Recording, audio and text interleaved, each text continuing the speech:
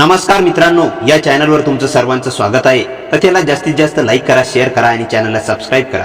चला तर मग आता कथेला सुरुवात करू। मी पुण्यामध्ये राहत होतो। माझ्या काही खोल्या भाड्याने दिलेल्या होत्या। त्या खोल्यांपैकी एका खोलीत एक सुंदर विधवा तरुणी राहत होती। नवऱ्याच्या मृत्यूमुळे ती पूर्णपणे एकटी पडली होती। जगण्यासाठी तिने भाजीपाला विकण्याचा छोटा व्यवसाय सुरू केला होता, पण जीवनाची ओझी तिच्या खांद्यावर जड वाटत होती। मागील 2 महिन्यापासून तिने घराचे भाडे दिले नव्हते, म्हणून एके दिवशी मी स्वतः तिच्या घरी तिला भेटायला गेलो। घरात प्रवेश केला तेव्हा लक्षात आलं की ती घरात एकटीच आहे। आसपास कुणीही नव्हतं। मी तिच्या जवळ गेलो आणि पुढे असं काही घडलं। माझं नाव समीर आहे। मी पुण्यामध्ये राहतो। पुण्यात माझं स्वतःचं एक घर आहे आणि त्या घरासमोरच काही खोल्या आहेत। माझ्या वडिलांनी बांधून ठेवल्या होत्या। त्या खोल्या आम्ही भाड्याने दिल्या होत्या। त्या खोल्यामध्ये एक जोडपं राहत होतं, दीपक आणि त्याची पत्नी सोनाली। ते दोघेही गेली वर्षानुवर्षे आमच्याकडे भाडेकरू म्हणून राहत होते। साधं सरळ, प्रामाणिक आणि चांगलं जोडपं होतं। दीपक गावाकडून पुण्याला आला होता आणि भाजीपाला विकून आपली उपजीविका चालवत होता। त्याच्या प्रामाणिकतेमुळे आणि साधेपणामुळे मलाही नेहमी त्याचा आदर वाटायचा। पण दुर्दैव असं की दीपक फार शिकलेला नव्हता आणि पैशाची कायमची कमतरता असायची। एके दिवशी त्याला छोटासा आजार झाला, पण पैशाच्या अभावामुळे त्याचा योग्य उपचार होऊ शकला नाही आणि त्याचं निधन झालं। त्याचा मृत्यू झाल्यानंतर सोनाली एकदम एकटी पडली। काही दिवस माहेरी गेली होती, पण नंतर परत आमच्याकडे म्हणजेच भाड्याच्या खोलीत राहायला आली। ती आता स्वतः भाज्यापाल्या विकत होती, पण तिच्या चेहऱ्यावर सतत दुःखाची छाया दिसायची। मी कधी कधी तिच्याकडून भाज्या विकत घ्यायचो आणि तिचं बोलणं ऐकताना मला जाणवायचं की ती आतून एकटी पडली आहे। मागच्या 2 महिन्यापासून तिने भाडं दिलं नव्हतं, पण मी काही बोललो नव्हतो। एके रविवारी माझ्या ऑफिसला सुट्टी होती, म्हणून मी ठरवलं की तिला भेटून विचारावं नक्की काय प्रॉब्लेम आहे। सकाळी 11 वाजता मी तिच्या दारावर टकटक केली। तिने दरवाजा उघडला, मला पाहून नमस्कार केला आणि आत बोलावलं। काठेवर बसण्यास सांगितलं आणि मला पाण्याचा ग्लास भरून दिला। मी पाणी पित असताना तिच्याकडे पाहून विचार करू लागलो, इतकी साधी पण सुंदर दिसणारी ही तरुणी दीपक सारख्या माणसाला कशी मिळाली असेल? कदाचित नशिबाचा खेळच असावा। मग सरळ मुद्द्यावर आलो आणि तिलाच म्हणालो, सोनाली, मागच्या 2 महिन्यापासून तू खोलीचं भाडं दिलं नाहीस, काही अडचण आहे का? माझे शब्द ऐकून तिच्या डोळ्यात पाणी दाटलं। थरथरत्या आवाजात ती म्हणाली, साहेब, मागच्या 3-4 महिन्यापासून पालेभाज्यांचा धंदा बिलकुल चालत नाही। पैसे जमत नाही म्हणून भाडं देण्यास उशीर झाला। जर थोडं लेट दिलं तर चालेल का? मी शांत बसलो होतो, पण तिच्या डोळ्यातील वेदना मला जाणवत होत्या। ती पुढे म्हणाली, मी आता पालेभाज्या विक्रीचा धंदा बंद करते आहे। दुसऱ्या घरी स्वयंपाकाचा आणि कामाचं काही मिळेल तर बरं होईल। तुम्हाला तुमच्या ओळखीने कुठे मिळेल का तर सांगा। तिचं बोलणं ऐकून मला वाईट वाटलं। इतकी मेहनती प्रामाणिक स्त्री, पण आयुष्याने तिला फार संघर्ष दिला होता। मला वाटलं ही इतकी विश्वासू आहे, आपण हिला आपल्याच घरी कामाला ठेवूया। त्यामुळे माझ्या आईलाही घरकामात मदत होईल आणि सोनालीलाही थोडंसं स्थैर्य मिळेल। मग मी हळू आवाजात म्हणालो, सोनाली, तुला बाहेर काम करायची गरज नाही, तू माझ्याच घरी काम करू शकतेस। माझ्या त्या वाक्याने तिच्या चेहऱ्यावर एकदम आनंद चमकला। तिच्या डोळ्यात आशेची किरण उमटली। मी लगेच म्हणालो, चल आपण आईला भेटून बोलूया। मग तिने घराला कुलूप लावलं आणि माझ्याबरोबर माझ्या बंगल्याकडे आली। माझा बंगला पाहून थोडा वेळ थबकली। कदाचित तिने एवढा मोठा बंगला आतून पाहिला नव्हता। ती काळजीपूर्वक माझ्या मागे मागे आत आली। तेवढ्यात आई हॉलमध्ये आली। आईने मला विचारलं, अरे समीर, कोण आहे ही? तेव्हा सोनाली थोडी संकोचून हसली। मी आईकडे पाहून म्हणालो, आई, हिचं नाव सोनाली आहे। पाठीमागच्या काही महिन्यांपासून हिच्या भाज्यांचा दुकानाचा फारसा चालत नाहीये, म्हणून आपण हिला घरच्या कामाला ठेवूया। त्यामुळे तिलाही मदत होईल आणि तुलाही। आई सोनालीकडे बघत म्हणाली आणि सोनालीच्या चेहऱ्यावर एक वेगळाच विश्वास उमटला होता। जणू आईशीच तुला पुन्हा एकदा संधी, आयुष्याने तिला पुन्हा एक संधी दिल्यासारखं वाटत होतं। आईला मी हळू आवाजात सांगितलं, आई, तू एकटीच घरकाम करतेस, तुझं वय वाढत चाललं, तुला त्रास होतोय, म्हणून मी सोनालीला आपल्या इथे कामावर ठेवूया। आईने थोडा विचार करून म्हणालं, ठीक आहे, जर तुझा विचार असाच असेल तर बघूया। मग आईने सोनालीकडे पाहत सोनालीला सांगितलं, बाई, तुला रोज सकाळी संध्याकाळी यावं लागेल, स्वयंपाक करावा लागेल, घर झाडून पुसून घ्यावं लागेल। एवढं केलं तर पुरेसं होईल का? तिने मान हलवत होकार दिला। तिच्या चेहऱ्यावर एक दिलासा असा आणि डोळ्यात पाणी दाटलं। ती माझ्याकडे पाहून हलक्या हसऱ्या चेहऱ्याने म्हणाली, साहेब, माझ्यावर एवढी कृपा केली यासाठी मी तुमचे आयुष्यभर ऋणी राहील। मी तिच्याकडे पाहून हसलो आणि ती हळूहळू पाठमोर येऊन आपल्या खोलीकडे परत निघून गेली। दुसऱ्या दिवसापासून सोनाली आमच्या घरी कामाला यायला लागली। ती सकाळी लवकर यायची, घर झाडून पुसून घ्यायची, मग आईसोबत स्वयंपाक करायची। दुपारच्या वेळी आमच्या घराच्या पुढच्या बागेत पाणी घालायची, झाडांची निगा राखायची। ती घरकामात इतकी रमून जायची की घरात एक वेगळी शोभा यायची, पण तिच्या चेहऱ्यावर मात्र कायम दुःखाची सावली दिसायची। तिचं मन अजूनही दीपकच्या आठवणीत गुंतलं होतं। ती काम करताना मी तिला नेहमी एकटेक पाहत बसायचो। कधी कधी ती माझ्याकडे पाहून हलकसं असायची, पण ते असू ही क्षणभरात विसरून जायचं। अशा प्रकारे तिने 3-4 महिने गेले आणि हळूहळू तिचं आणि आईचं खूप चांगलं जुळून आलं. आई तिला स्वतःच्या लेकीसारखं वागू लागली. तरी सुद्धा मी तिच्या डोळ्यातलं दुःख रोज अनुभवत होतो. त्या दुःखानं आता मन अस्वस्थ व्हायला लागलं होतं. एके दिवशी मी बेडरूम मध्ये एकटा बसलो होतो, तेव्हा सोनालीने माझ्यासाठी चहा घेऊन आली. मी तिच्याकडे पाहून म्हणालो, सोनाली थोडा वेळ बस, मला तुझ्याशी काही बोलायचं आहे. तीही थोडी संकोचली, पण तरीही माझ्यासमोर बसली. मी तिच्या डोळ्यात बघत म्हणालो, मी तुला कित्येक दिवस पाहतोय, पण तू कधीच असताना दिसत नाहीस. कायम तुझ्या चेहऱ्यावर दुःख दिसतंय. काय ग? असं माझे शब्द ऐकून ती शांत राहिली, पण तिच्या डोळ्यात पाणी यायला लागलं.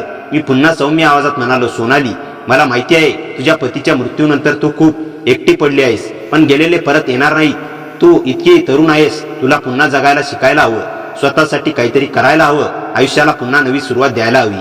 सोनाली अश्रूचे डोळे भरून माझ्याकडे पाहत म्हणाली, साहेब माझे पती माझ्यावर खूप प्रेम करायचे, माझ्यासाठी ते सगळे होते. आता ते नाही तर मी आनंदी कशी राहू? माझी परिस्थिती फार बिकट आहे.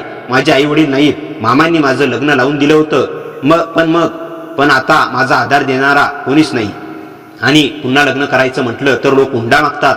कोण माझ्याशी लग्न करेल याची खात्री नाही. तिचं बोलणं ऐकून माझं मन हेलावून गेलं.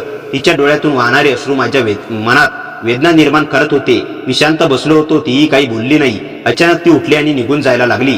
त्या क्षणी मला तिचा तो नाजूक हात घ्यावासा वाटला. तिच्या डोळ्यांना पुसून तिला सांत्वन करावंसं वाटलं, पण माझ्या मनातल्या मनाला आवर घातला आणि तिने तिला थांबवलं नाही. असंच दिवस जात राहिले. तिच्या दुःखानं माझं मन छळू लागलं. मला वाटू लागलं की जर एखाद्या विधवेला आपण आधार दिला तर तिचा हात धरला तर तिचं दुःख कमी होईल. एके दिवशी आई घरा शेजारच्या मैत्रिणीकडे गेली होती. घरात मी आणि सोनाली होतो. दुपारचे 3 वाजले होते. ती स्वयंपाक करत होती. थोड्या वेळाने सोनाली चहा करून माझ्या खोलीत आणला. माझ्या मनाला खूप काही बोलायचं होतं, पण शब्द अडकळत होते. मी माझ्या खोलीत बसून सोनालीकडे पाहत होतो. ती आज खूपच सुंदर दिसत होती. तिच्या चेहऱ्यावरून एक निरागसता होती. तिच्या चालण्यात एक वेगळीच मोहकता होती.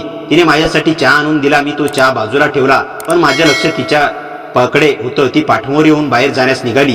तेवढ्यात माझं मला थांबवलं. मी तिचा नाजूक हात हलक्या हाताने पकडला आणि तिला माझ्याकडे ओढलं. अचानक सोनाली माझ्या कुशीत आली आणि तिचे डोळे एकमेकांना भेटले. त्या क्षणी वेळ थांबून गेला होता आणि तिच्या डोळ्यात मला वेदना, एकटेपणा, पण त्याचबरोबर एक न बोललेली आपुलकी दिसत होती. मला त्या क्षणी जाणवलं, आज मला तिच्यावर खरं प्रेम झालं आहे. मी हळूहळू माझा चेहरा तिच्या चेहऱ्यासमोर जवळ नेला.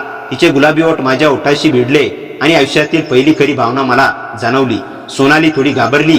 ती उठून निघून जायला निघाली, पण मी पुन्हा तिचा हात धरला आणि प्रेमाने म्हणालो, सोनाली थांब, इथे बस, मला तुझ्याशी काही बोलायचं आहे. ती शांतपणे माझ्यासमोर बसली, पण तिच्या डोळ्यात पाणी ताटलेलं होतं आणि मी तिच्याकडे पाहून मनातील सगळं उघड केलं. सोनाली मला तू खूप आवडतेस. तू माझ्या घरात आल्यापासून माझ्या आयुष्याला नवा अर्थ मिळाला आहे. आधीच एकटेपणाची पोकळी तू भरून काढली आहेस. तुझ्या येण्याने माझ्या आईला घरकामात आराम मिळाला आहे. ती नेहमी तुझी स्तुती करते, पण फक्त आईसाठीच नाही, माझ्यासाठी तू खूप महत्वाची झाली आहेस. माझं तुझ्यावर खरं प्रेम आहे. मला तू आयुष्यभरासाठी हवी आहेस. तू माझ्याशी लग्न करशील का? दुपारच्या झोनच्या नंतर खिडकीतून येणारा प्रकाश तिच्या अश्रूवर पडून ती हिरेसारखे चमकत होते. माझे शब्द ऐकून तिचे डोळे भरून आले होते आणि ती थरथरत म्हणाली, साहेब तुम्ही खूप श्रीमंत आहात. तुमचं आणि माझं कसं काय जमू शकतं? माझ्याकडे स्वतःचं घर नाही. मी फक्त शब्दांची जोडी घेऊन फिरणारी गरीब मुलगी आहे. माझ्याशी लग्न करून तुम्हाला काय मिळेल? मी तिचा हात घट्ट धरला. माझ्या बोटांच्या आड तिच्या हातावर कामाचा हातावरच्या खरांचा स्पर्श जाणवत होता. सोनाली, मी मऊपणे म्हणालो, हे महाल, ही संपत्ती, हे वेगळंच आहे. हे सगळं मी तुझ्यासाठी टाकून देईन, कारण प्रेमात कधीच गरीब श्रीमंत भेद नसतो. माझ्या जगात तू आलीस आहेस तेव्हापासून ही सगळी भौतिक वस्तू निरर्थक झाली आहेत. मला हवंय ते फक्त तुझं असणं, तुझ्या डोळ्यातलं तेज आणि तुझ्यासोबत एक साधं प्रेमाने भरलेलं आयुष्य. माझे शब्द तिच्या हृदयात उतरले. एक क्षणभर ती स्तब्ध राहिली. मग तिने डोळे मिटले आणि अचानक माझ्याकडे वळली. तिने मला एवढी घट्ट मिठी मारली की जणू काही ती माझ्यातच विरून जाणार आहे. त्या मिठीत केवळ प्रेमच नव्हे तर एक सुरक्षितता, एक दिलासा आणि वर्षाच्या एकाकीपणानंतर मिळालेला आधार होता. तिचा चेहरा माझ्या छातीवर दडला आणि तिचे अश्रू माझ्या शर्टला ओले करत होते. आम्ही किती वेळ एकमेकांबाहेर धरले होते आणि फक्त घड्याळाचा आवाजाने एकमेकांच्या हृदयाची धडधाड खोलीत प्रतिध्वनी होत त्या. मी हळुवारपणे तिचे अश्रू पुसले. तिनेही तसाच केला आणि मग अगदी हळुवारपणे जणू काय फुलाची पाकळी स्पर्श करत आहेस असे वाटले. तसे आमच्या ओठांचा स्पर्श झाला. ते चुंबन केवळ भौतिक नव्हते तर आत्म्यांच्या मिलनाची प्रतिज्ञा होती. त्या दिवसानंतर आमच्या नात्याला एक नवीन जन्म मिळाला. दिवस पुढे सरकू लागले आणि प्रत्येक क्षणाची नवीन अर्थाने भरू लागला. मी तिला माझ्या लायब्ररीतून घेऊन गेलो. जिथे तिने पहिल्यांदा पुस्तकांनी भरलेल्या शेल्जा बघितल्या. तिने एका काव्यसंग्रह काढला आणि तिच्या ओठावर एक कोमल स्मित उमललं. हे बघ, ती म्हणाली, हे पुस्तक मी कधीच खरेदी करू शकले नसते. एक साज आम्ही बागेतील बेंचवर बसलो होतो. तिने तिचे डोके माझ्या खांद्यावर ठेवले होते. मला आठवतं, ती हळुवारपणे म्हणाली, लहानपणी आई बाजारातून फळे आणायची आणि आम्ही एकत्र खायचो. त्या फळांची चव आणि त्या क्षणाची गोडवा कधीच विसरू शकणार नाही. मी तिचा हात माझ्या हातात घेतला आणि मग आपण उद्या बाजारात जाऊ. तुला जी फळे आवडतात ती आपण एकत्र निवडू आणि तुझ्या आईच्या सांगितल्याप्रमाणे एकत्र खाऊ. ती माझ्याकडे पाहिलं. तिच्या डोळ्यात कृतज्ञतेचे अश्रू होते. तू खरंच वेगळा आहेस, ती फुसफुसली. आमचे प्रेम हळूहळू वाढत गेलं, जसं की वसंत ऋतूत फुलांचे फळे उमलतात. एक दिवस मी शहराबाहेरील एका छोट्या घरात घेऊन गेलो. ती महालासारखं भव्य नव्हतं, पण त्याच्या भिंती कोमल पिवळ्या रंगाने रंगवल्या होत्या आणि बागेत गुलाबाची झाडे होती. हे मी कसं विसरेन. तिने घराभोवती फिरून बघितलं. तिचे डोळे चमकत होते. हे सुंदर आहे, ती म्हणाली. हे आमचं घर आहे का? होय, मी म्हणालो, कारण प्रेमाला महालाची गरज नसते. प्रेमाला फक्त एक निवारा हवा असतो, जिथे दोन हृदय एकत्र येऊ शकतात. त्या रात्री आम्ही नवीन घरात पहिली रात्र काढली. जेवण स्वतः बनवले. मेजावर एक लहान मेणबत्ती पेटवली आणि भविष्याच्या स्वप्नात एकमेकांत घडून गेलो. बाहेर चांदण्यांना भरलेला आकाश होतं आणि आत दोन आत्म्यांचं मिलन होतं. वेळ घोड्यासारखा पळू लागला. आमच्या प्रेमाची वाट त्या छोट्या घरातून सुरू झाली आणि जगभर पसरली. पण प्रत्येक वाटचालीत, प्रत्येक हसण्यात, प्रत्येक अश्रूत त्या पहिल्या मिठीचा आठवण होती, जिथून सगळं सुरू झालं होतं. जेव्हा एका श्रीमंत माणसाने एक गरीब मुलीचा हात धरला आणि एका गरीब मुलाने एका श्रीमंत माणसाचे हृदय जिंकले.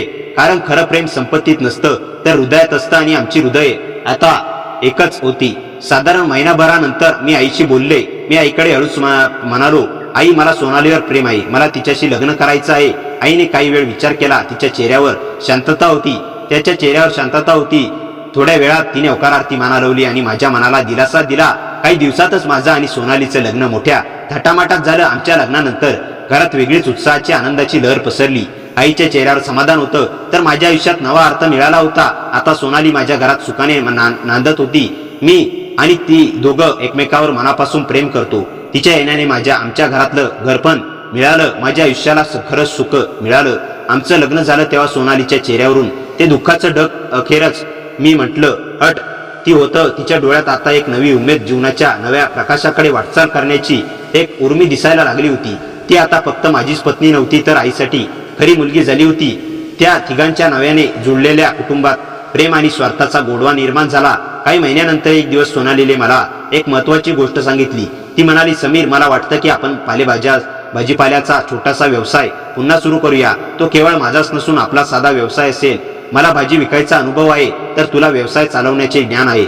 आपण मिळून हे काम करू शकतो. तिची कल्पना मला पसंत पडली. आम्ही मिळून आमच्या बंगल्याच्या पुढच्या काही छोट्याशा जागेवर सोनाली फ्रेश प्रोड्यूस नावाचं एक छोटं सुबक भाजीपाल्याचे केंद्र सुरू केलं. सोनालीच्या प्रामाणिकपणाने आणि ग्राहकांशी केलेल्या मैत्रीमुळे, तसेच माझ्या व्यवस्थापकीय कौशल्यामुळे हा धंदा लवकरच यशस्वी झाला. ग्राहक तिच्याशी बोलायला, तिचा सल्ला घ्यायला यायचे. ती प्रत्येकाला त्याच्या गरजेनुसार भाजी निवडायला मदत करायची किंवा पाककृतीचे सल्ले द्यायचे. हा केवळ व्यवसाय न राहता समुदायाचा एक छोटासा भाग बनला. एक दिवस जेव्हा आम्ही दुकान बंद करून घरी परतत होतो, तेव्हा सोनालीने माझा हात घट्ट धरला आणि म्हणाली, धन्यवाद समीर, तू माझ्या आयुष्यात फक्त पतीच नाही, तर एक साथीदार, एक मित्र आलायस. तू मला फक्त प्रेमच दिलं नाहीस, तर माझ्या स्वतःवरचा विश्वास परत दिला. तिच्या त्या शब्दाने माझे अंतरंग हलवून गेले. काही वर्षांनी आमच्या कुटुंबातील एक नवीन सदस्य आला. आमच्या मुलाचे जन्म झाला तेव्हा सोनालीचे डोळे आनंदाने भरून आले होते. ती म्हणाली, आज माझं आयुष्य पूर्ण झालंय. मला एक प्रेमळ पती, एक आईसारखी सासू आणि आता ही छानशी मुलगी मिळाली. आम्ही तिला आनंदी हे नाव दिलं, कारण तिच्या आगमनाने आमच्या घरात खरोखरच आनंदाच्या सुपीत झाला होता. आज जेव्हा मी छोट्याशा घरात सोनालीला आनंदी नीट झोपायला लागली, आज जेव्हा मी छोट्या घरात सोनालीला आनंदीला नीट का ते तपासत होतो, तेव्हा मला पहिल्यांदाच भेटलेली एक दुःखी विधवा स्त्री आठवते. जीवनाच्या एका अंधाराच्या वळणावरून ती आता या प्रकाशमय मोक्यापर्यंत पोहोचली होती. तिच्या प्रयत्नामध्ये माझं साथ मिळाला, पण ही वाटचाल करून आणलेली ती होती. तिच्या आत्मविश्वासाने, तिच्या प्रामाणिक जिद्दीने खरं प्रेम केवळ भावनांचं नव्हे, तर विश्वासाच्या, सहकार्याच्या आणि एकमेकांच्या उत्सवण्याच्या पल असतो. हे एक दिवस आई म्हणाल्या, ते खरंच होतं. सोनालीशी लग्न करून मी केवळ एक पत्नी मिळवली नाही, तर एक अप्रतिम जीवनसाथी मिळवली. तिने मला शिकून दिलं की जीवनातील सर्वात गहन आनंद साधेपणात, एकमेकांच्या साथीत आणि दिलेल्या संधीची कदर करण्यात आहे. आज आमचं छोटंसं कुटुंब, आमचा साधा व्यवसाय आणि आमच्या प्रेमाने भरलेलं घर हे सगळ्या साध्या विश्वासावर उभा आहे की प्रत्येकाच्या आयुष्यात दुसरा प्रयत्न मिळण्याची संधी असते आणि ती संधी ज्याला प्रेमाने स्वीकारतो त्याचं आयुष्य सुंदर बनतं. सोनाली आणि मी दोघे एकमेकांच्या आयुष्यातील ती दुसरी संधी ठरलो आणि आज आम्हाला कबूल आहे की आम्ही योग्यच घेतली. काळाची गाडी सुरळीत पुढे सरकत होती. आनंदी आता 7 वर्षाची झाली होती. तिच्या अंगावर तिच्या आईसारखे सौम्यता आणि वडिलांची चिकाटी होती. आमचं सोनाली फ्रेश छोटा व्यवसाय आता परिसरात एक विश्वासावर नाव बनले होते. सोनालीने केवळ भाजीपाला विक्रीच नव्हे तर शेजारच्या काही महिलांना रोजगार देऊन स्वावलंबी बनवण्याचे कामही सुरू केले होते. तिच्या या सामाजिक कार्याने तिला सर्वांचा आदर मिळाला. एके दिवशी संध्याकाळी दुकान बंद केल्यावर घरी येताना सोनालीने अचानक मला विचारले, समीर, आपण आता थोडे मोठं करूया. फक्त भाजीपाला पुरते मर्यादित न राहता किराणा सामानाचाही एक छोटं दुकान चालू करूया. अनेक वृद्ध शेजारी आपल्यावर अवलंबून आहेत. त्यांना सगळं एकाच ठिकाणी मिळालं तर सोयीचं होईल. तिच्या डोळ्यात पुन्हा एकदा तीच उमेद दिसली जी तिने पहिल्या दिवशी भाजीचा व्यवसाय सुरू करण्यासाठी सांगितली होती. मी तिच्या पाठीवर हात फिरवला, म्हणालो, तुझी सगळी कल्पना मला पसंत आहे. आपण नक्की तसं करूया. पण जीवनात सगळंच गुळगुळीत सुरळीत असतं असं नाही. त्या कल्पनेची अंमलबजावणी करत असतानाच एक अप्रत्यक्षित समस्या झाली. आमच्या नव्या दुकानासाठी जागा घ्यायची होती. ती जागा एका स्थानिक दबंग व्यक्तीच्या ताब्यात होती. त्याने केवळ जागा देण्यास नकार दिला नाही तर आमच्या विद्यमान व्यवसायालाही अडथळे आणण्यास सुरुवात केली. एके दिवशी तो त्याच्या गुंडासह आमच्या दुकानात आला आणि मोठ्या आवाजात म्हणाला, हे दुकान बंद करा, नाहीतर परिणाम भोगावे लागतील. हे परिसर माझा आहे. त्याच्या धमक्यांनी सोनाली विचलित झाली नाही. ती धीराने उभी राहिली आणि म्हणाली, आपण कायद्याने चालतो. आमचा व्यवसाय कायदेशीर आहे. आपण असे धमकावून काही साध्य होणार नाही. तिचा निर्धार पाहून मला अभिमान वाटला पण त्याच वेळी काळजीही वाटली. तो मनुष्य रागाने निघून गेला पण त्याचे धागे सर्वत्र पसरला. त्या रात्री आम्ही तिघे जण एकत्र बसलो होतो. आई म्हणाल्या, मुलांनो, संकट नसतील तर आयुष्याची खरी चाचणी कशाला? तुम्ही दोघेही बळवान आहात. हा प्रश्न सोडवण्यासाठी कायदेशीर मार्ग नक्की आहे. आईच्या त्या शब्दांनी आम्हाला धीर मिळाला. दुसऱ्या दिवशी मी एका चांगल्या वकिलाला भेटलो आणि त्याच्याशी सल्लामसलत केली. त्या दबंग व्यक्तीच्या विरुद्ध पोलिसांमध्ये तक्रार केली. प्रक्रिया लांबणीवर पडली पण आम्ही हट्ट धरला नाही. सोनालीने शेजारच्या महिला आणि इतर दुकानदारांना एकत्र करून गुंडगिरी विरुद्ध एकजूट केली. काही आठवड्यात लढाईनंतर तो दबंग अखेर पोलिसांच्या अटकेत आला. परिसर शांत झाला. हा लढा जिंकल्यानंतर सोनालीचा आत्मविश्वास आणखीन वाढला होता. एके दिवशी ती म्हणाली, समीर, आपण केवळ दुकानदार न राहता समुदायाचा एक भाग आहोत. आपल्या इथल्या मुलांच्या शिक्षणासाठी काहीतरी करूया. आनंदी सारखे प्रत्येक मूल चांगले शिक्षण मिळवू शकावे. आणि मग आम्ही आनंदी शिक्षण ट्रस्ट सुरू केले, ज्यातून गरजू मुलींच्या शिक्षणासाठी मदत केली जायची. सुरुवातीला फक्त 5 मुलींना मदत करणार हा छोटा प्रयत्न हळूहळू मोठे समाजसेवक सेवा संस्था बनले आणि त्या मुलीशी बोलायचे, त्यांना प्रोत्साहन द्यायची. तिचं जीवन हेच यांच्यासाठी प्रेरणा बनलं. एके दिवशी शनिवारी आनंदीने तिच्या शाळेत एक निबंध स्पर्धा जिंकली होती. तो निबंध होता माझी आई. तिने तो निबंध आमच्या समोर वाचला. माझी आई ही फक्त एक आई नाही, ती एक शिक्षिका आहे, एक उद्योजिका आहे आणि एक योद्धा आहे. तिने मला शिकवलं की भीती ही आपल्या मनात असते आणि ते मन जर बळवान असेल तर कोणतीही अडचण नाही, लहान नाही. आनंदीचे शब्द ऐकून सोनालीचे डोळे भरून आले. तिने आनंदीला जवळ ओढून घेतले. त्या संध्याकाळी बाल्कनीत उभे राहून चहा घेत असताना सोनाली म्हणाली, समीर, जेव्हा त्या छोट्याशा भांड्याच्या खोलीत एकटे होते, भविष्याबद्दल निराश होती, तेव्हा कधीच विचार केला नव्हता की माझ्या आयुष्यात इतकं समृद्ध होईल. आणि तू मला फक्त प्रेम दिलं नाहीस तर माझ्या आतल्या शक्ती ओळखून घ्यायला शिकवलंस. मी तिचा हातात घेतला. खरे तर तिने मला शिकवले होते. तिने शिकवले की प्रेम म्हणजे केवळ भावना नसून कृती आहे. साथ द्यायची, विश्वास ठेवायचा आणि एकमेकांचा स्वप्न साकार करायचा साहस. त्या रात्री सोनालीचा हात हातात घेऊन माझ्या मनात एकच विचार आला, आपण आयुष्यात कितीही पुढे गेलो, किती यश मिळवलं तरी आपल्या प्रेमाची सुरुवात ज्या छोट्याशा खोलीत झाली होती ती आठवण कधीच मागे पडणार नाही. मी तिच्या डोळ्यात पाहत हळूच म्हणालो, सोनाली, मला एक गोष्ट सांगायची आहे. ती माझ्याकडे वळली आणि हसत म्हणाली, काय? मी तिच्या कपाळावर हलकसं चुंबन घेत म्हणालो, तू माझ्या आयुष्यात आलीस तेव्हा मला वाटलं होतं मी तुला आधार देतोय, पण खरं सांगायचं तर माझ्या आयुष्यातला आधार तूच दिलास. तू काही क्षण काहीच बोलली नाही. तिच्या डोळ्यात पाणी आलं आणि तिने माझ्या छातीवर डोकं ठेवलं. समीर, मला पुन्हा कधीही एकटी सोडू नकोस. ती कुजबुजली. मी तिला घट्ट मिठीत घेतलं. कधीच नाही. पण त्या क्षणी आमच्या घराच्या बाहेरच्या रस्त्यावरून एक काळी कार हळूहळू जात होती. तिचा वेग इतका कमी होत होता की जणू आमच्या घराकडे पाहत असल्यासारखी वाटत होती. मला क्षणभर संशय आला. कार पुढे गेली पण तिच्या मागच्या काचेवर एक विचित्र चिन्ह दिसलं, अर्धचंद्रासारखं काळं चिन्ह. मला ती कुठेतरी पाहिल्याचं आठवत होतं. मी सोनालीला काही सांगितलं नाही कारण त्या आनंदाच्या क्षणी तिच्या मनात पुन्हा भीती निर्माण करायची नव्हती. दुसऱ्या दिवशी सकाळी ती नेहमीप्रमाणे सोनाली दुकानात गेली, आनंदी शाळेत गेली आणि आई देवघरात पूजा करत होती. मी ऑफिसच्या कामासाठी बाहेर पडणार इतक्यात दुकानातून सोनालीचा फोन आला. तिचा आवाज थोडा घाबरलेला होता. समीर, तू लगेच दुकानात येऊ शकशील का? मी विचारलं, काय झालं? ती म्हणाली, दुकानाच्या काउंटरवर एका पाकिट ठेवलंय पण ते कोणी ठेवलं हे कुणालाच माहिती नाही. मी ताबडतोब दुकानात पोचलो. काउंटरवर एक जुनं तपकिरी पाकिट होतं. त्यावर फक्त 2 शब्द लिहिले होते, सोनालीसाठी. माझ्या अंगावर काटा आला. सोनालीने माझ्याकडे पाहिलं. हे काय आहे? मी सावधपणे पाकिट उघडलं. आत एक जुना फोटो होता आणि फोटो पाहताच सोनालीच्या चेहऱ्यावरचं रक्तच जणू निघून गेलं. ती मागे सरकली. हा फोटो कुठून आला? मी फोटो तिच्या पाहत विचारलं, तू या लोकांना ओळखतेस? तिचा हात थरथरत होते. फोटोमध्ये एक तरुण सोनाली आणि तिच्या आईसोबत उभी होती, पण त्याच्या शेजारी एक अनोळखी पुरुष होता आणि फोटोच्या मागे लिहिलं होतं, तुझ्या भूतकाळाचा दरवाजा अजून बंद झालेला नाही. मी सोनालीकडे पाहत राहिलो. तिच्या डोळ्यात भीती होती. समीर, मला याबद्दल काहीच माहिती नाही, ती म्हणाली. मी तिचा हात धरला. मला तुझ्यावर विश्वास आहे. ती अचानक माझ्या मिठीत आली. मला भीती वाटते. मी तिच्या केसावरून हात फिरवत म्हणालो, ज्याने तुला वर्षापूर्वी एकटं सोडलं त्याच्यापेक्षा आपण दोघं मिळून खूप मोठे आहोत. काहीही झालं तरी मी तुझ्यासोबत आहे. पण माझ्या मनातही एक प्रश्न जळत होता. तो फोटो काढणार होता कोण होता? त्या रात्री आम्ही सगळे जेवायला बसलो होतो. आईने सोनालीच्या चेहऱ्याकडे पाहिलं आणि विचारलं, काय झालं ग? आज तू शांत दिसतेस. सोनालीने माझ्याकडे पाहिलं. मी काही बोलण्याआधीच आईने तिचा हात धरला आणि म्हणाली, बाळा, संसारात कितीही संकट आली तरी नवऱ्यापासून काही लपवू नकोस. सोनालीच्या डोळ्यात पुन्हा पाणी आलं. तिने तो फोटो आईसमोर ठेवला आणि आईने फोटो पाहिला आणि तिच्या हातातून चमचा खाली पडला. काही क्षण ती निशब्द बसून राहिली. मी घाबरून विचारलं, आई, तुला हा माणूस माहिती आहे का? आईने माझ्याकडे पाहिलं. तिच्या चेहऱ्यावर मी कधीही न पाहिलेली भीती होती. ती हळू आवाजात म्हणाली, हो, हा माणूस मला माहिती आहे. माझं हृदय जोरात धडधडू लागलं. कोण आहे या? आई काही क्षण गप्प राहिली आणि मग म्हणाली, सोनालीच्या आयुष्यातलं सर्वात मोठं गुपित. सोनाली थिजल्यासारखी आईकडे पाहत होती. आई, तुम्हाला काय माहिती आहे? आईने खोल श्वास घेतला.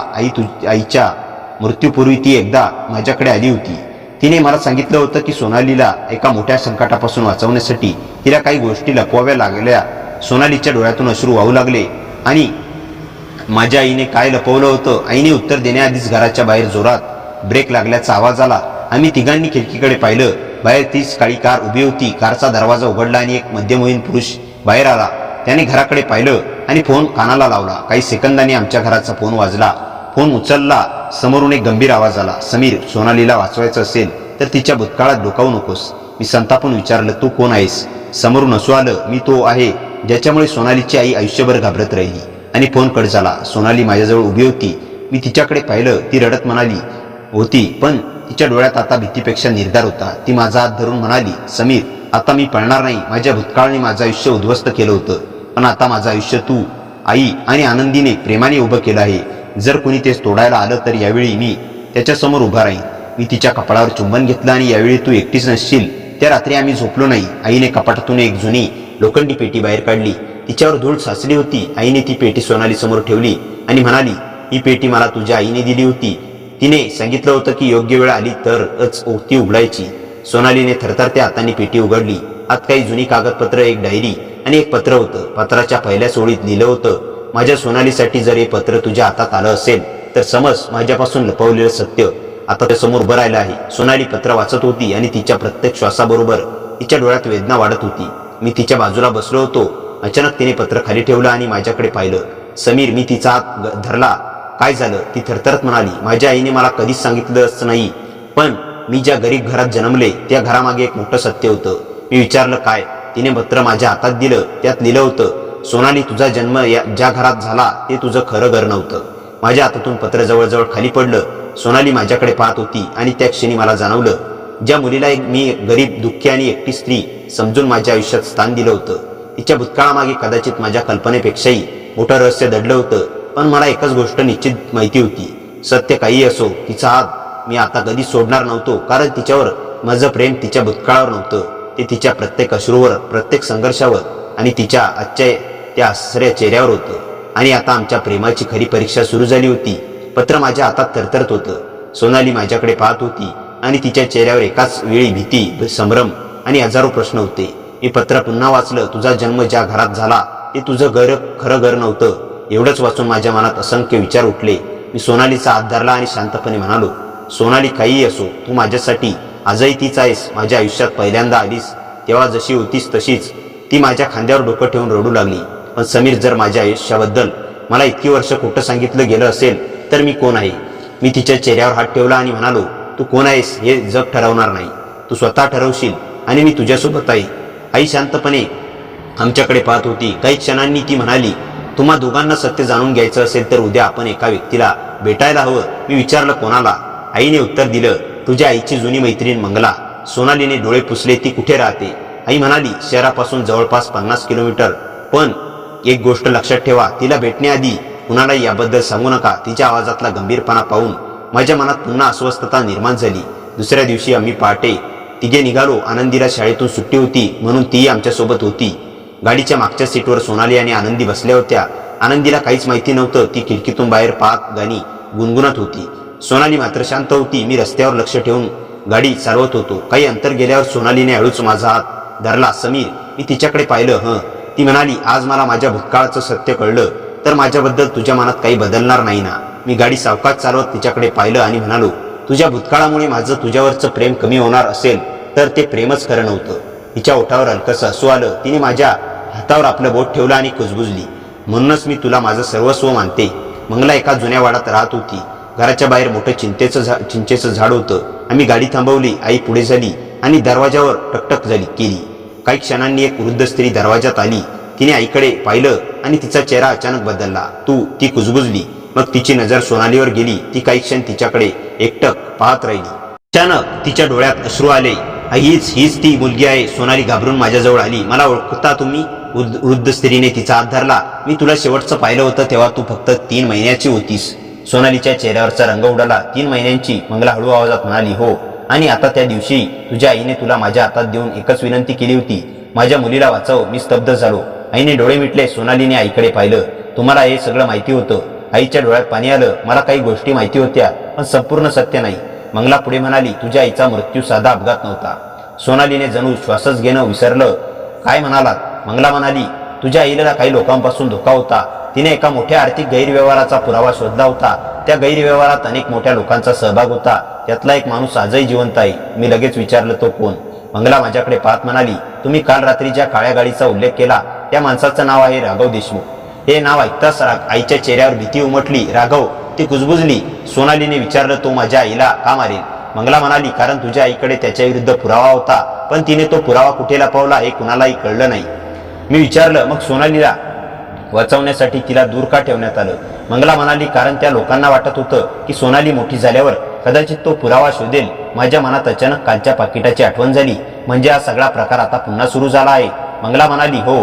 आणि यावेळी त्यांना सोनाली कुठे आहे हे कळलं आहे. सोनाली माझ्याकडे पाहत होती. तिच्या डोळ्यात अश्रू होते पण चेहऱ्यावर विलक्षण शांतता होती.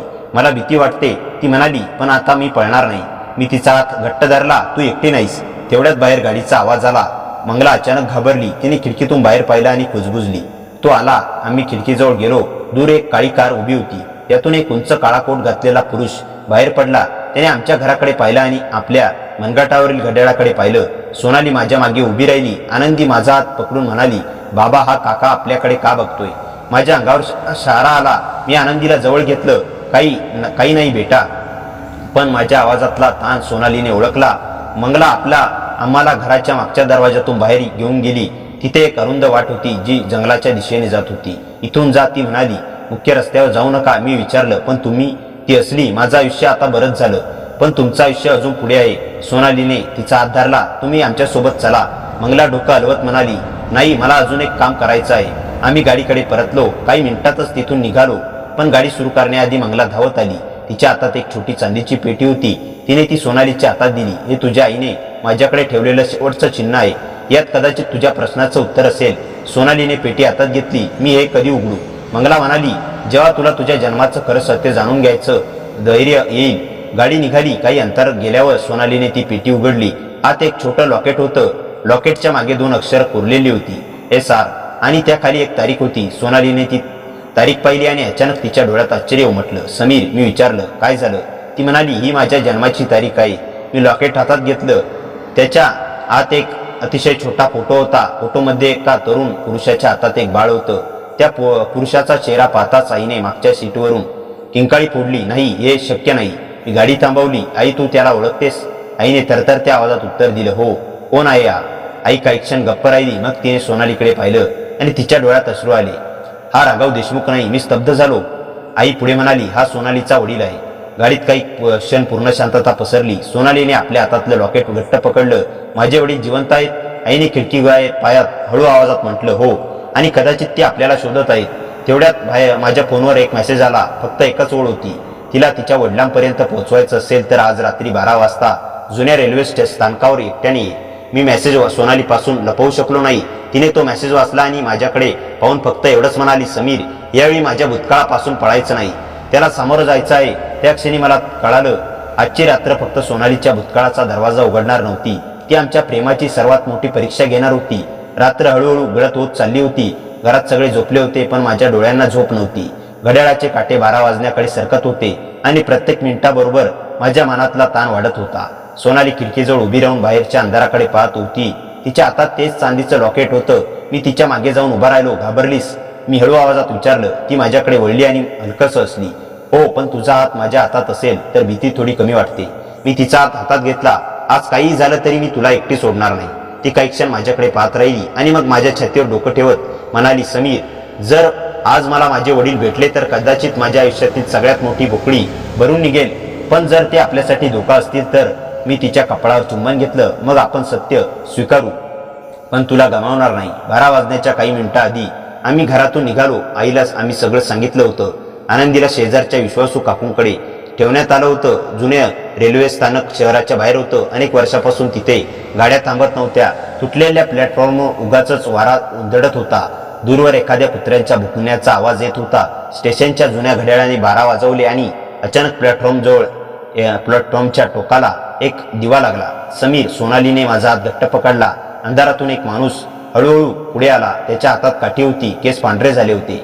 चेहरा थकलेला होता, पण त्याच्या डोळ्यात एक विचित्र ओळखीची चमक होती. तो काही पावलं आमच्याकडे आला आणि थांबला.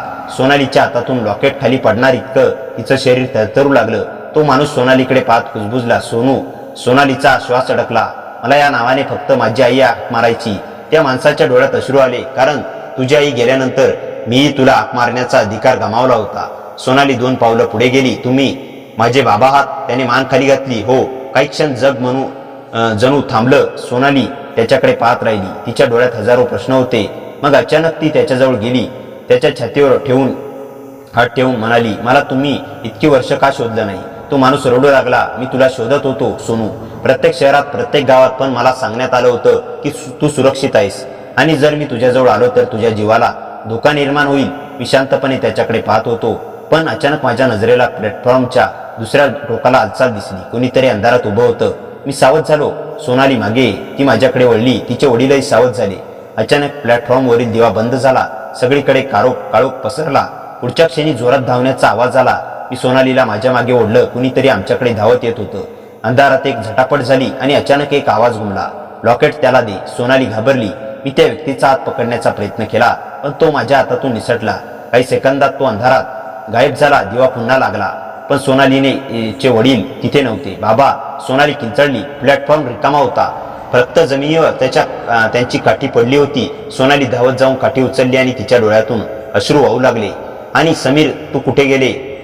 मी आजूबाजूला पाहिलं. अचानक मला ते काठीच्या मुठीमध्ये काहीतरी वेगळं दिसलं. ती साधी काठी नव्हती. मुठीचा एक भाग उघडा होता. मी तो सावधपणे फिरवला आणि आत एक छोटी मेमरी कार्ड सारखी वस्तू सापडली. त्यावर फक्त एक अक्षर होतं, आर. आम्ही घरी परतलो तेव्हा पहाट जवळ आली होती. आई जागीच होती. सोनालीने घडलेला प्रकार सांगितला. आईने मेमरी कार्ड पाहताच चेहरा गंभीर केला. हेच असेल कदाचित ते सत्य जे तुझी आई जगापासून लपवत होती. मी लॅपटॉपमध्ये कार्ड लावलं. त्यात फक्त 3 फाईल्स होत्या. पहिल्या फाईलमध्ये काही जुनी कागदपत्राचे फोटो होते. दुसऱ्या फाईलमध्ये काही बँक व्यवहाराची माहिती होती आणि तिसऱ्या फाईलचं नाव होतं सोनाली फायनल. माझ्या अंगावर काटा आला. मी ती फाईल उघडली. स्क्रीनवर सोनालीच्या आईचा जुना व्हिडिओ दिसू लागला. ती कॅमेऱ्यासमोर बसली होती. तिच्या चेहऱ्यावर भीती स्पष्ट दिसत होती. जर हा व्हिडिओ सोनालीपर्यंत पोहोचला असेल तर याचा अर्थ मी जिवंत नाही. सोनालीने स्क्रीनकडे पाहत आपला हात तोंडावर ठेवला. व्हिडिओमध्ये तिची आई पुढे म्हणत होती की सोनाली, तुझ्या वडिलांनी तुला कधी सोडलं नाही. त्यांना तुझ्यापासून दूर केलं गेलं. पण त्याहून मोठं सत्य म्हणजे तुझ्या जन्माच्या वेळी माझ्या हातात फक्त तू नव्हतीस. सोनालीच्या डोळ्यात आश्चर्य दाटलं. माझ्या हातात अजून एक बाळ होतं. खोलीत शांतता पसरली. सोनाली हळू आवाजात म्हणाली, आणखी एक बाळ. व्हिडिओ पुढे सुरू होता. हो, तुझी जुळी बहीण. सोनालीच्या हातातून लॉकेट खाली पडलं. आईने डोळे मिटले. माझ्या मनात असंख्य प्रश्न निर्माण झाले. व्हिडिओमध्ये सोनालीची आई शेवटी म्हणाली, तुम्हाला जर माझ्या दुसऱ्या मुलीचा शोध घ्यायचा असेल तर तिचं नाव आहे. व्हिडिओ अचानक थांबला. स्क्रीन काळी झाली. सोनाली काही क्षण स्तब्ध बसली. समीर, माझी बहीण जिवंत आहे का? मी तिच्याकडे पाहिलं. माझ्याकडे उत्तर नव्हतं, पण त्याच क्षणी माझ्या मानेवर फोनवर एक नवीन मेसेज आला. तुम्ही तिच्यापर्यंत पोहोचण्याआधी आम्ही तुमच्यापर्यंत पोहोचू. खाली एक फोटो जोडलेला होता. फोटो पाहताच माझं हृदय थांबल्यासारखं झालं. त्या फोटोमध्ये एक तरुण मुलगी उभी होती. तिचा चेहरा सोनालीसारखाच होता, पण तिच्या गळ्यात तेच चांदीचं लॉकेट होतं आणि फोटोच्या मागे एकच शब्द लिहिला होता, तारा. सोनालीने फोटो पाहिला आणि तिच्या ओठातून फक्त एकच शब्द बाहेर पडला, माझी बहीण. आणि त्या क्षणी बाहेरच्या दरवाजावर 3 वेळा जोरात टकटक झाली. टक टक टक. आम्ही तिघांनी एकमेकांकडे पाहिलं. आईने कुजबुजत विचारलं, इतक्या रात्री कोण असेल? मी सावधपणे दरवाजाकडे गेलो. दाराच्या फटीतून बाहेर पाहिलं. बाहेर कुणीच नव्हतं. फक्त जमिनीवर एक छोटंसं पांढरं पाकिट पडलं होतं. त्यावर लिहिलं होतं, समीरसाठी. मी पाकिट उचललं. आत एक फोटो होता. फोटोच्या मागे लिहिलं होतं, तुझ्यावर सोनाली जितकं प्रेम करते त्यापेक्षा जास्त ती तुझ्यापासून एक गोष्ट लपवते. मी फोटो हातात धरून सोनालीकडे पाहिलं. ती माझ्याकडे पाहत होती आणि तिच्या चेहऱ्यावर पहिल्यांदाच मला असा भाव दिसला, जणू तिलाही त्या पत्रात काय आहे याची कल्पना होती. मी फोटो हळूहळू उलटा केला. मागच्या बाजूला लिहिलं होतं वाक्य पुन्हा पुन्हा माझ्या डोळ्यासमोर येत होतं, तुझ्यावर सोनाली जितकं प्रेम करते त्यापेक्षा जास्त ती तुझ्यापासून एक गोष्ट लपवते. माझ्या हातातला फोटो थरथरत होता. मी सोनालीकडे पाहिलं. ती माझ्याकडे येऊन उभी राहिली. समीर. तिचा आवाज अगदी मंद होता. मी काहीच बोललो नाही. तू माझ्यावर विश्वास ठेवतोस ना? तिने माझ्या डोळ्यात पाहत विचारलं. मी फोटो खाली ठेवला आणि तिचे दोन्ही हात हातात घेतले. तुझ्यावर माझा विश्वास आहे, पण जर तुझ्या मनात एखादं गुपित असेल तर मला ते तुझ्याकडून ऐकायचं आहे, दुसऱ्या कुणाकडून नाही. तिच्या डोळ्यात अश्रू जमा झाले. ती काही क्षण गप्प राहिली आणि मग म्हणाली, हो, एक गोष्ट मी तुझ्यापासून लपवली आहे. माझ्या छातीत धडधड वाढली. काय? सोनालीने नजर खाली केली. माझ्या आईच्या मृत्यूच्या काही दिवस आधी तिने मला एक पत्र दिलं होतं. मी स्तब्ध झालो. मग तू मला ते कधी सांगितलंस नाहीस? ती म्हणाली, कारण त्या पत्रात तुझं नाव होतं. माझ्या चेहऱ्यावर आश्चर्य उमटलं. माझं? सोनालीने मान हलवली. हो. आणि त्यात लिहिलं होतं की एक दिवस माझ्या आयुष्यात एक असा पुरुष येईल जो माझ्या भूतकाळापासून मला वाचवेल. आईने त्याचं नाव लिहिलं नव्हतं, पण तिने त्याचं वर्णन केलं होतं. मी हळू आवाजात विचारलं, काय लिहिलं होतं? सोनाली माझ्याजवळ आली. त्याच्या डोळ्यात श्रीमंतीपेक्षा माणुसकी असेल. तो माझ्या गरिबीची दया करणार नाही, तर माझ्या स्वाभिमानाचा आदर करेल. आणि तो मला माझ्या भूतकाळासाठी नाही, तर माझ्या मनासाठी स्वीकारेल. तिच्या डोळ्यातून अश्रू उघळला. समीर, जेव्हा तू मला पहिल्यांदा लग्नाची मागणी घातलीस तेव्हा मला त्या पत्राची आठवण झाली. म्हणूनच मी तुझ्यावर इतक्या खोलवर विश्वास ठेवला. मी तिच्या चेहऱ्यावरचे अश्रू पुसले. मग तू मला हे आधी का सांगितलं नाहीस? ती माझ्या छातीवर डोकं ठेवत म्हणाली, कारण मला भीती होती. कुठेतरी मला वाटत होतं की माझ्या भूतकाळामुळे तुला गमवेन. मी तिच्या कपाळावर ओठ टेकवले. तू मला तुझ्या भूतकाळामुळे नाही, तर तुझ्या सत्यामुळे कधी प्रिय झाली आहेस. ती माझ्या मिठीत घट्ट शिरली. त्या क्षणी बाहेर पुन्हा वारा सुटला. खिडकीच्या काचावर पावसाचे थेंब पडू लागले. पण आमच्या मनातलं वादळ अजून शांत झालं नव्हतं. मी पुन्हा त्या फोटोवर नजर टाकली.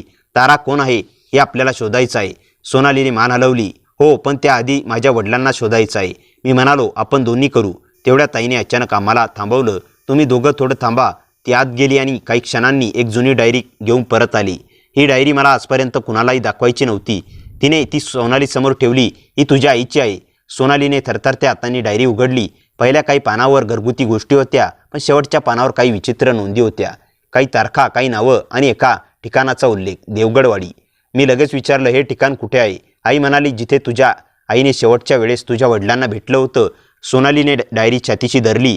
आपण उद्याच तिथे जाऊया. मी म्हणालो, नाही, उद्या नाही, आत्ताच. ती माझ्याकडे पाहून हलकसं हसली. तुझं हे वेळ मला आवडतं. मी तिच्या हातावर चुंबन घेत म्हणालो, तुझ्यासाठी वेडावणं मला परवडतं. आम्ही गाडीने देवगडवाडीकडे निघालो. रात्रीचा अंधार अधिक गडद होत होता. रस्ता सुनसान होता. सोनाली माझ्या शेजारी बसली होती आणि तिच्या हातात आईची डायरी होती. काही वेळाने तिने खिडकीबाहेर पाहत विचारलं, समीर, जर माझी बहीण जिवंत असेल तर? मी म्हणालो, मग आपण तिला शोधू आणि जर ती आपल्याला स्वीकारणार नसेल तर तिच्याकडे पाहून म्हणालो, तिच्या मनात तुझ्यासाठी जागा तयार होईपर्यंत आपण वाट पाहू. ती माझ्याकडे पाहत राहिली. तू प्रत्येक प्रश्नाचं उत्तर इतकं सोपं कसं देतोस? मी हसलो, कारण प्रश्न कितीही कठीण असला तरी आपण दोघं सोबत असलो की उत्तर शोधणं सोपं होतं. देवगडवाडी जवळ आली तशी रस्ता अरुंद होत गेला. शेवटी आम्हाला एका जुन्या मोडकळीस आलेल्या घरासमोर गाडी थांबवावी लागली. सोनालीने डायरीतील फोटो आणि समोरचं घर पाहिलं. हेच आहे. आम्ही सावधपणे आत गेलो. घरातील धूळ, कोळ्यांची जाळी आणि जुन्या वस्तू होत्या. एका भिंतीवर एक फोटो मोठा टांगलेला होता. सोनालीने टॉर्चचा प्रकाश त्या फोटोवर टाकला आणि अचानक ती थांबली. फोटोमध्ये तिची आई होती. तिच्या शेजारी सोनालीचे वडील होते आणि त्यांच्या हातात 2 नवजात मुली होत्या. सोनालीच्या डोळ्यातून अश्रू वाहू लागले. माझी बहीण खरंच होती. मी तिच्या फोटोच्या खालील तारखेकडे पाहिलं. 30 तारीख होती ज्या दिवशी सोनालीचा जन्म झाला होता. पण फोटोच्या मागे आणखी काही लिहिलं होतं. एकीला जगापासून लपवा, दुसरीला सत्यापासून. मी ते वाक्य मोठ्याने वाचलं. सोनाली माझ्याकडे पाहिलं. याचा अर्थ काय? उत्तर देण्याआधीच घराच्या वरच्या मजल्यावरून पावलांचा आवाज आला. टक टक टक. मी लगेच सोनालीला माझ्या मागे केलं. कोण आहे? मी मोठ्याने विचारलं. काही उत्तर आलं नाही. आम्ही सावधपणे जिना चढू लागलो. वरच्या खोलीचं दार अर्धवट उघडं होतं. आत अंधार होता. मी दार ढकललं. खोलीत कुणी नव्हतं, पण टेबलावर एक मेणबत्ती नुकतीच विझलेली होती आणि तिच्या शेजारी एक लिफाफा ठेवला होता. त्यावर लिहिलं होतं सोनाली आणि समीर. सोनालीने माझा हात पकडला. हे कुणीतरी आपल्यापेक्षा आधी इथे आलंय. मी लिफाफा उघडला. आत एक पत्र होतं. तुम्ही सत्याच्या अगदी जवळ आला आहात, पण सत्य तुम्हाला हवं तितकं सुंदर नाही. सोनालीची बहीण तारा जिवंत आहे. ती तुम्हाला शोधत आहे, पण ती तुम्हाला का शोधत आहे हे समजण्याआधी एक गोष्ट लक्षात ठेवा. तुमच्या घरातला प्रत्येक माणूस तुमचा शत्रू नाही, पण तुमच्यावर विश्वास ठेवणाऱ्या प्रत्येकावर विश्वास ठेवणंही शहाणपणाचं नाही. सोनालीने पत्र माझ्या हातातून घेतलं. तिचा चेहरा अचानक पांढरा पडला. समीर, काय झालं? तिने पत्राच्या शेवटी बोट ठेवलं. तिथे एका छोट्या चिन्हाखाली फक्त 3 अक्षरं होती. SR. मी थिजलो. हेच अक्षर तिच्या लॉकेटवर होती. मी हळू आवाजात विचारलं, SR म्हणजे कोण? सोनाली काही बोलली नाही. तिने डोळे मिटले आणि कुजबुजली. मला वाटतं माझ्या आईने माझ्या वडिलांचं नाव कधीच पूर्ण सांगितलं नव्हतं. मग ती माझ्याकडे पाहत म्हणाली, माझ्या वडिलांचं नाव राघव नव्हतं. मी दचकून तिच्याकडे पाहिलं. मग त्याचं खरं नाव काय होतं? सोनालीने उत्तर देण्याआधीच खालच्या मजल्यावरून काच फुटल्याचा आवाज आला. आम्ही दोघांनी खाली पाहिलं. खाली एक सावली उभी होती. त्या व्यक्तीने वर आमच्याकडे पाहिलं आणि मग हळू आवाजात म्हटलं, सोनाली, मी तुझा शत्रू नाही. सोनालीच्या डोळ्यात अश्रू आले. तारा. सावली हळूहळू प्रकाशात आली आणि माझ्या डोळ्यासमोर सोनालीचा दुसरा चेहरा उभा राहिला. ती अगदी सोनालीसारखी दिसत होती, पण तिच्या डोळ्यात प्रेम नव्हतं. तिथे एक खोल दुःख आणि वर्षानुवर्ष साठलेला राग होता. ती सोनालीकडे पाहून म्हणाली, तुझं माझं आयुष्य घेऊन जगलीस. आता माझी वेळ आहे. तू माझं आयुष्य घेऊन जगलीस. आता ताराचे शब्द जुन्या घराच्या भिंतीवर आदळून पुन्हा आमच्याच कानावर येत होते. सोनाली माझ्या शेजारी उभी होती, पण तिच्या चेहऱ्यावरचं आश्चर्य इतकं खोल होतं की जणू तिचा श्वास घ्यायलाही विसरली होती. मी तिच्या हातावर हात ठेवला. तिने माझ्या बोटांना घट्ट पकडलं. तारा. सोनालीच्या डोळ्यातून फक्त एवढंच बाहेर पडलं, समोर उभी असलेली मुलगी असली, पण त्या हसण्यात मायेचा अंशही नव्हता. हो, शेवटी तू माझं नाव घेतलंस. मी एक पाऊल पुढे गेलो. तुला सोनालीबद्दल इतका राग का आहे? तारा माझ्याकडे वळली. तिच्या नजरेत अचानक कठोरपणा आला. तू मध्ये पडू नकोस समीर. माझं नाव तिच्या तोंडून ऐकताच मला धक्का बसला. तुझं नाव कसं माहीत मला? ती काही क्षण शांत राहिली आणि मग म्हणाली, कारण तुझ्याबद्दल मला सोनालीपेक्षा आधीपासून माहिती आहे. सोनालीने आश्चर्याने माझ्याकडे पाहिलं. तारा हळूहळू जिना चढून आमच्याकडे आली. तिच्या हातात एक जुना फोटो होता. तिने तो सोनाली समोर धरला. हा फोटो पाहिलास? सोनालीने फोटो घेतला. त्यात 2 लहान मुली होत्या. एक सोनाली होती आणि दुसरी तारा. पण त्याच्या मागे उभ्या असलेल्या पुरुषाचा चेहरा काळ्या शाईने पूर्ण झाकलेला होता. तारा म्हणाली, आपल्याला वेगळं केलं गेलं. त्या रात्री माझ्या आईने तुला वाचवलं, पण मला कोणीतरी घेऊन गेलं. मला एका अनोळखी घरात वाढवलं. मला सांगितलं गेलं की माझ्या आईने मला नाकारलं. सोनालीच्या डोळ्यात अश्रू आले. मला काहीच माहिती नव्हतं. तारा कटू असली. मला माहीत आहे, म्हणूनच तुझ्यावरचा माझा राग इतका विचित्र आहे. तू दोषी नाहीस, पण माझं आयुष्य तुझ्यासारखं का नव्हतं याचं उत्तर मला आजपर्यंत मिळालं नाही. मी शांतपणे विचारलं, तुला हे सगळं कोणी सांगितलं? तारा काही क्षण माझ्याकडे पाहत राहिली. राघव देशमुख. सोनालीच्या चेहऱ्यावरची भीती उमटली. तो तुला भेटला होता? तारा म्हणाली, तोच मला लहानपणापासून सांभाळत होता. मी दचकून म्हणालो, मी म्हणजे तू माझ्यासोबत नाहीस. तो माझ्या वडिलांचा शत्रू आहे. अचानक मागून आवाज आला. तारा. आम्ही सगळं वळलो. दरवाजात एक वृद्ध पुरुष उभा होता. सोनालीच्या हातातून फोटो खाली पडला. तोच तिचा चेहरा जो आम्ही लॉकेटमधल्या जुन्या फोटोत पाहिला होता. बाबा. सोनालीच्या तोंडातून आवाज फुटला. त्या माणसाच्या डोळ्यात अश्रू आले. तो एक पाऊल पुढे आला. सोनू.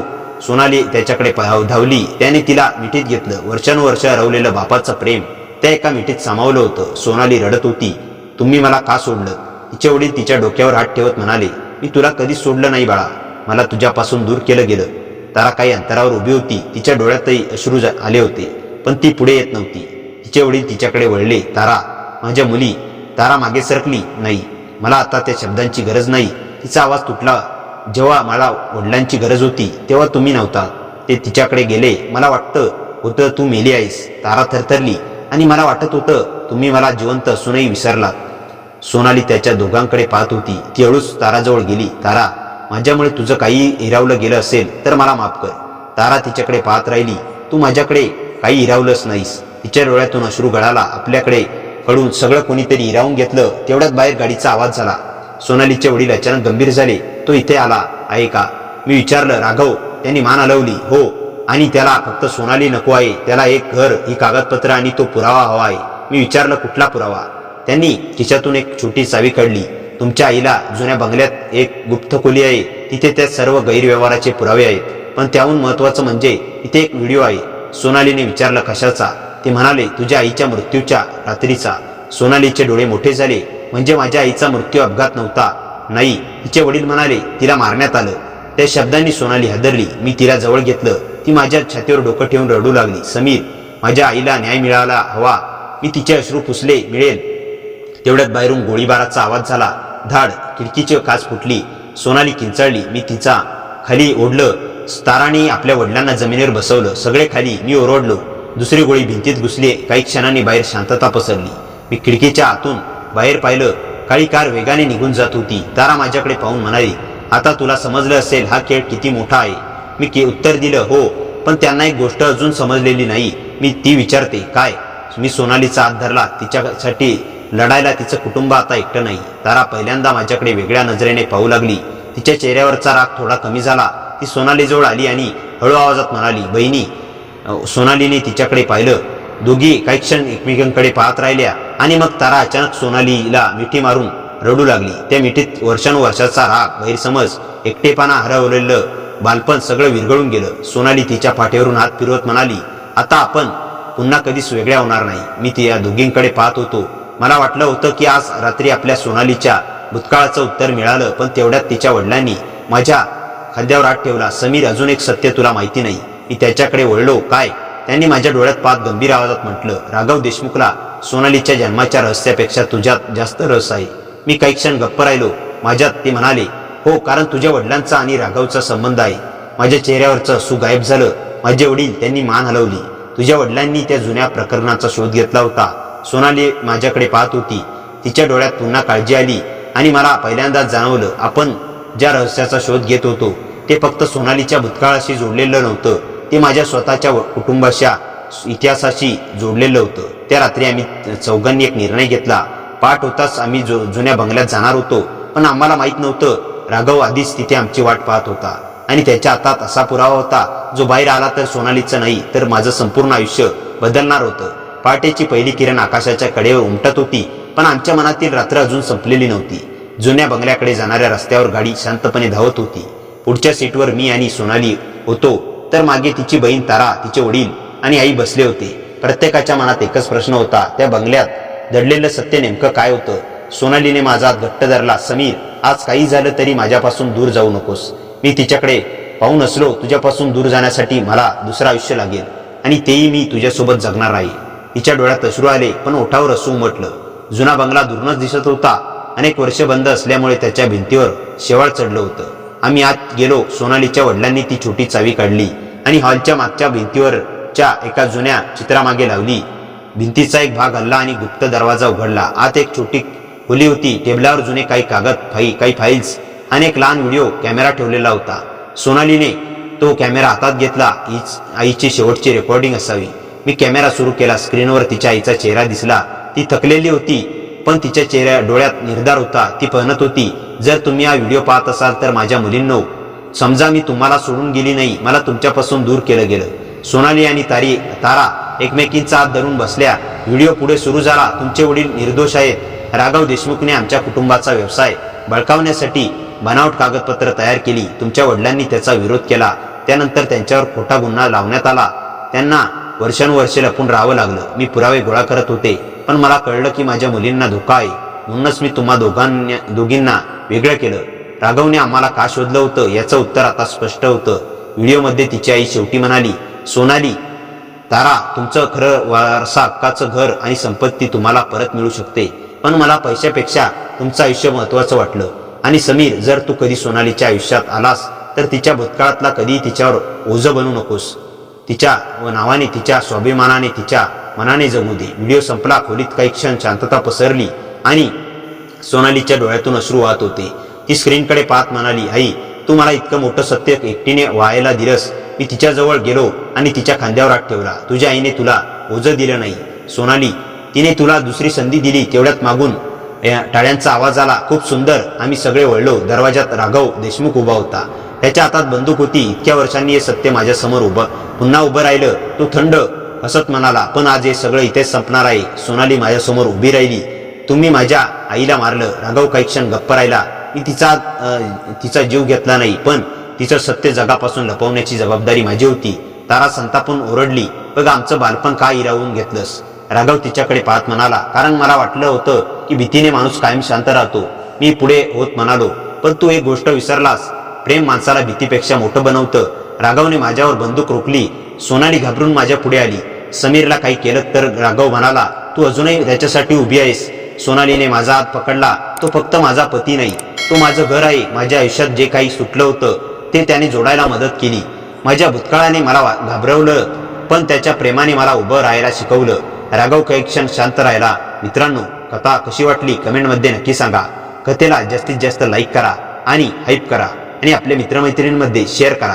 आणि हो, चॅनलवर नवीन असाल तर चॅनलला सबस्क्राईब करायला विसरू नका. भेटूया पुन्हा अशाच इंटरेस्टिंग आणि धमाकेदार कथेसह. तोपर्यंत हसत राहा, खुश राहा. धन्यवाद.